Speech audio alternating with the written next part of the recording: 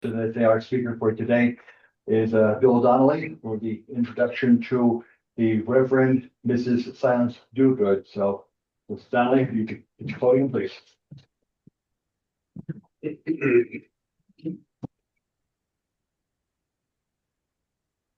Well, good morning, everybody. Morning, Bill. I'm going to begin by telling you what happened to me about 10 years ago. I was having dinner with a couple in a restaurant, and they said that they were going to create a new publication, which was a quarterly literary journal for women authors. And I said, I want to write for it. And they said, but Bill, you're not a woman. And I said, yeah, but Benjamin Franklin, when he was 16, wrote letters to his brother's publication in Boston under his own name, Benjamin Franklin. And the letters were always rejected. So he, at 16, created a pseudonym, Mrs. Silence Dogood. So I said to my friends, I will create, using his basis, a new pseudonym called the Reverend Mrs. Silence Dogood. And that's how the Reverend was created. And they said, but Bill, you want to write letters to the editor. You'd have to give us a copy and then the committee has to approve it. So I wrote a letter to the editor under the pseudonym and the committee approved it. So for 2 years, I wrote letters to the editor under the Reverend Mrs. Silence Dogood in the Women's Literary Journal for 2 years.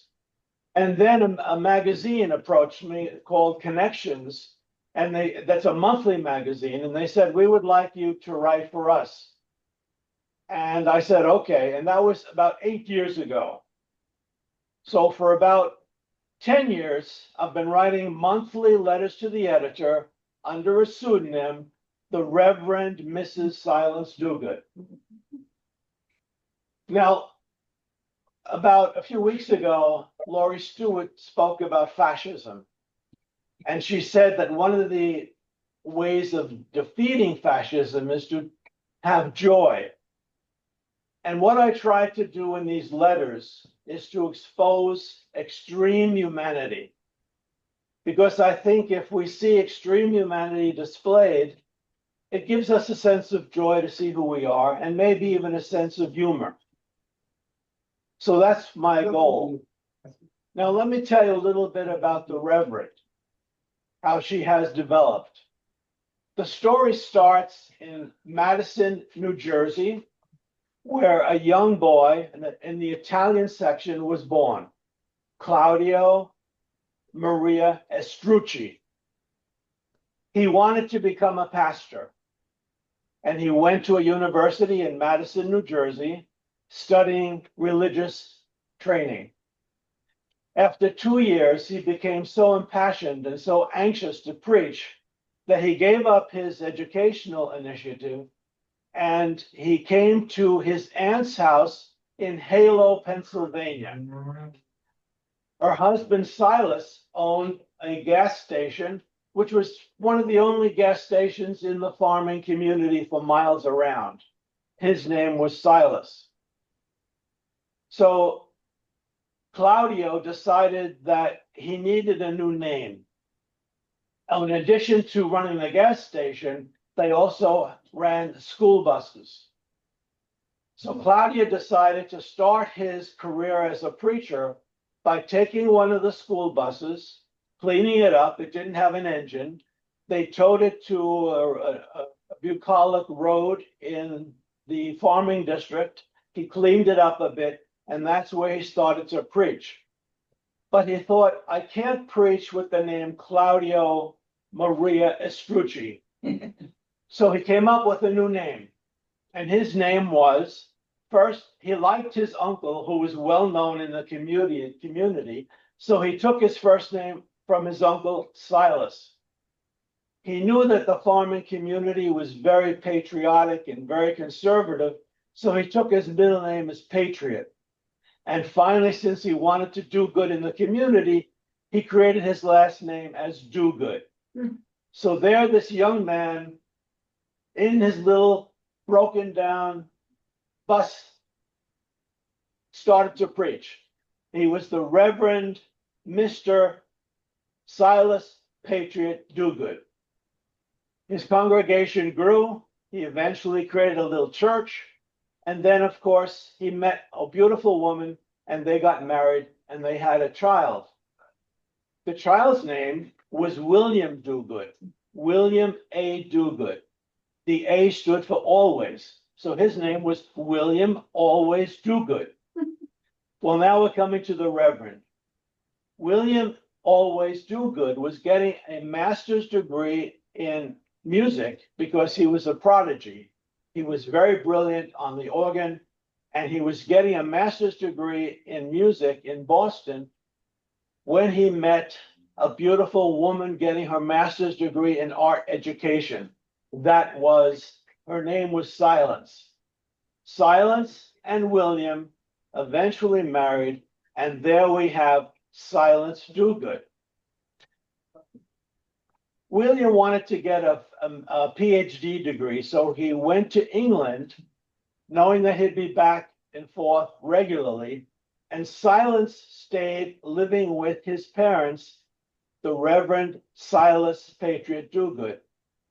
Now, Silas knew that his son was very timid, very shy, very introverted, and he knew that he could never pass his church on to his son, but he knew that this young bride was very outgoing, very intelligent, very compassionate.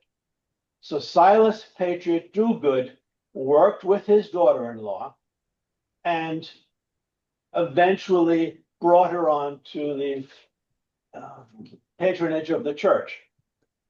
Well, what I'd like to do today, so the letters are written by the Reverend Silence Dogood. And I'd like to read two letters to you that she wrote. One is from the early years. It's number 11. And then one will be from the later years. It'll be number 93, which was written about a month ago. When was the first letter? What year? Well, it was about 10 years ago. When it was written for, I didn't think I mentioned the name of the quarterly magazine. It was called Clever Girl. It was a quarterly literary magazine or journal for women authors. So the name of this letter is called The Ironic Chicken. Dear editor, as senior pastor of the First Church of God's Love, I wrote an ironic note to a parishioner, but she took it literally. It led to a public spectacle. I wrote to Miss Harriet Brewster. She was born 55 years ago and lives in the same Halo, PA house in which she was born. She is our village's seamstress and can turn a bolt of cotton into a house dress or turn a few yards of white silk into an elegant baptism gown for a newborn baby. Harriet is also an organic gardener, a gourmet cook, and master baker. She loves her house, her garden, her recipes, her friends, her church, her sister, and her sister's family. Although a loving woman, Harriet had never loved a man. That is until Ralph knocked on her door. Ralph is a 42-year-old divorced man who works for the statewide gas and oil company, SG&O. He is originally from Texas, has been with the company for 19 years, and has been working in Pennsylvania for 5 years. He goes from house to house asking people to sign a lease so that SG&O can explore their land for gas. If gas is found, the company can then frack the land for natural gas. He moves on. Ralph is ruggedly handsome and solidly built. His slight Texas accent makes him a bit foreign, but his warm smile makes him immediately accessible. His clear blue eyes make him trustworthy. We only want to deal with honest gas men. It was a normal day. Harriet was roasting a fresh chicken and had placed red-skinned potatoes in the same pan. She was planning to broil some Brussels sprouts with garlic and virgin olive oil. She had picked them from her garden that day. She always lights candles on her dining room table when she eats dinner alone. Ralph knocked on her door. Both Harriet and the aroma from her kitchen opened the door. Harriet is a woman of German stock. Her skin is youthful and her body is shapely, especially in the summer when she is aggressively gardening. She is warm and loves to laugh. Harriet invited Ralph in and they sat in her living room. He noticed how well her home was kept with a few beautiful antiques, lovely paintings which her mother had done, and a sterling silver tea set that was an heirloom. She explained that she inherited her home and the 110-acre farm that surrounded it. She leases the farm to her neighbor, who uses it for grazing and hay. Her sister inherited her parents' other farm. Her grandparents and parents were dairy farmers. He explained gas leasing. She knew all about it because it was happening all over Pennsylvania. She was up to date on all current events. She then moved the meeting into the kitchen so she could finish cooking her dinner. He graciously accepted her invitation to dine with her in the candlelight. They sat, they laughed, they ate, they cleared the table, they did the dishes, they touched, they kissed, they made love. After several months of dating, Harriet accepted Ralph's proposal and planned a beautiful wedding. I wrote her a handwritten note confirming that all of the details were arranged at the church. I also mentioned that in the movie Sex and the City, Carrie wears an artificial blue bird in her hair on her wedding day with long plumage which dramatically frames her face. Perhaps you should consider wearing a bird in your hair, one personal to you. Perhaps a chicken, a wing, a breast, a leg, like your first meal together. On their wedding day, Harriet appeared at the back of the church. She looked beautiful in her handmade silk gown. But what was she wearing in her hair? No, it can't be. But there it was. Am I seeing it correctly? Yes. In her stylish coif was a baked, skinless chicken breast, breaded with panko, surrounded by artificial flowers made from chicken feathers. Ironic. Amen. The Reverend Mrs. Silas Dogood, as she always signs, senior pastor, executive director, president, chairman, choir pastor, part-time, the First Church of God's Love. So that was number 11 in the series. That was published in Clever Girl. Now this is number 93, which was only about a month ago. It's called Seasons. Dear editor, excuse me, after Rebecca left the parsonage, I went to our home library with a cup of green tea to think about our meeting. I also took one of my homemade oatmeal cookies to eat. I never knew if I helped her or not until I heard from her after our meeting. Perhaps we will have a few words at our Sunday service. Rebecca is a 29-year-old married woman. She and her husband have been desperately trying to have a baby for a few years with no success. I had never focused so diligently on a woman's unfulfilled desire to have a child until I began trying to help her. The whole mystery of the reproductive system came into my focus. When my husband Willie and I were planning a family, it was all natural and easy. We had our 2 children without giving it much technical thought. But now with Rebecca, I am even reading books on fertility. A woman is fertile only 6 days a month, the 5 days before ovulation and the day itself. There is a definite season for the creation of life, and Rebecca and her husband know the life cycle well and have been practicing it. The life cycle is about every 28 days. This loving couple have been experiencing profound faith and hope on a monthly basis. They have faith in biology, and they hope that their humanity will produce a child for them to love and raise. When both virtues fail, my task is to help them answer the question, why? To gain a different perspective, I stood up and looked out the window. Our parsonage sits on top of a hill overlooking a half-acre pond, which is about 3 acres down a steep hill below the house. There they were, again. Every year in spring, a couple of geese return to our pond to mate and to raise their goslings. There they were standing on our side of the pond facing each other. They were motionless. I wondered what was going on in their minds and hearts as they stood gazing at each other. And then I realized that they were experiencing a season as well.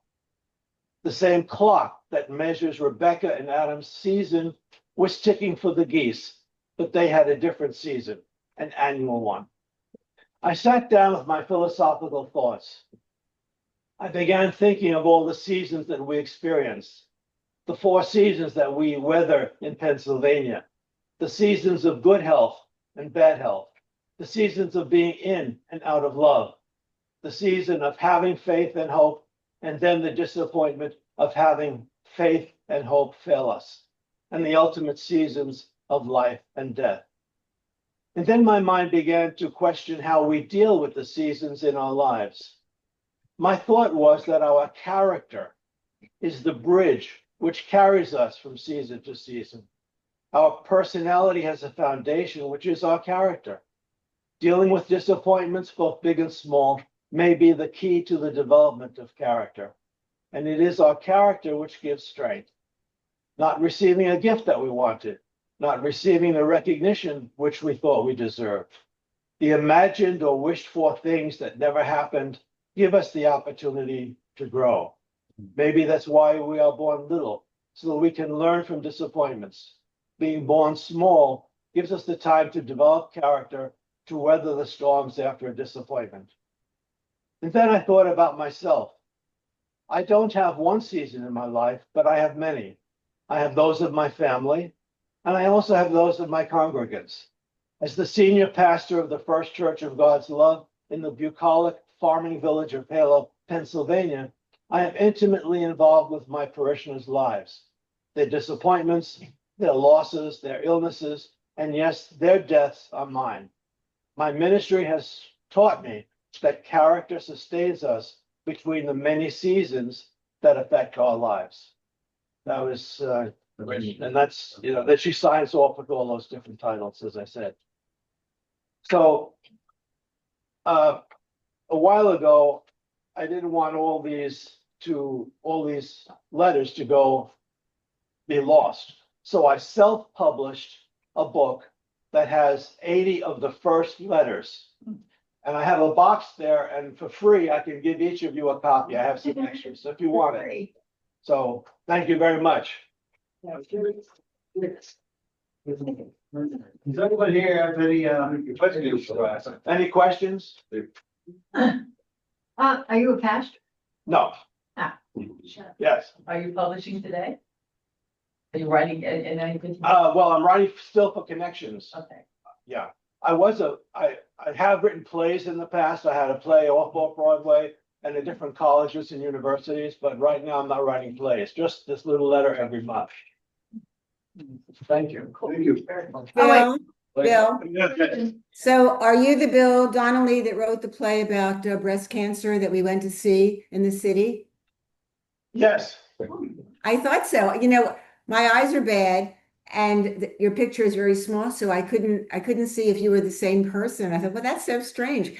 Yes. Did you ever mention that you had been a part of the fellowship early on when we were at the community center in Beach Lake? I don't know if I was yes, I was part of the fellowship in Beach Lake also. Yeah. I remember going to your house. You had a little thing going on there, and I remember you're talking about lightning and thunder and all that. And there was rain, and all of a sudden there was a spectacular rainbow that came out right all over above your property. We were all in awe of it, as if it just happened because we were there and it was such a special day. So that's what I have to say. Thank you so much. Those letters are absolutely beautiful, and thank you for sharing them. with I us. have a property that has a pond on it. Yeah, and I yeah. held the pontism to Oh, name the yes, pond.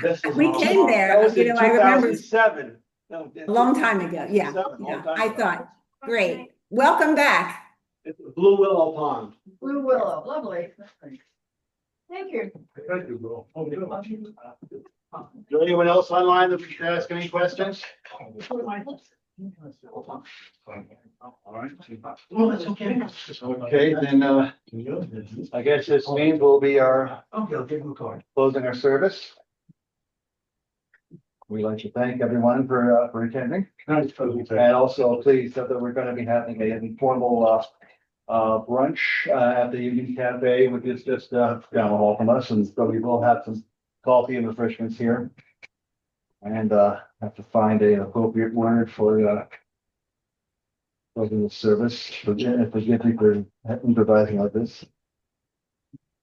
All right, well, being that yesterday was the summer solstice, I think I'll read this, Summer Warmth by Helen Cohen. We stand at the edge of summer. The sun has at last warmed us enough that we began to trust in its presence. The last burst of spring blossoms, lavender and white and deep pink banks of rhododendron are giving way to summer peonies and roses. O source of the turning seasons, of earth, of life, of promise gradually becoming fulfillment, may your people find a lightening of the burdens with the brightening of the sky. Good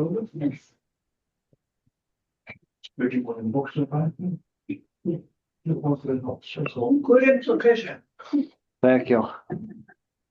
Thank you all. That was beautiful.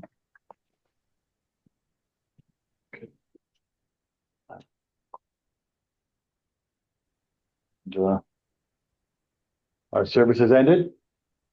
Like I said, we have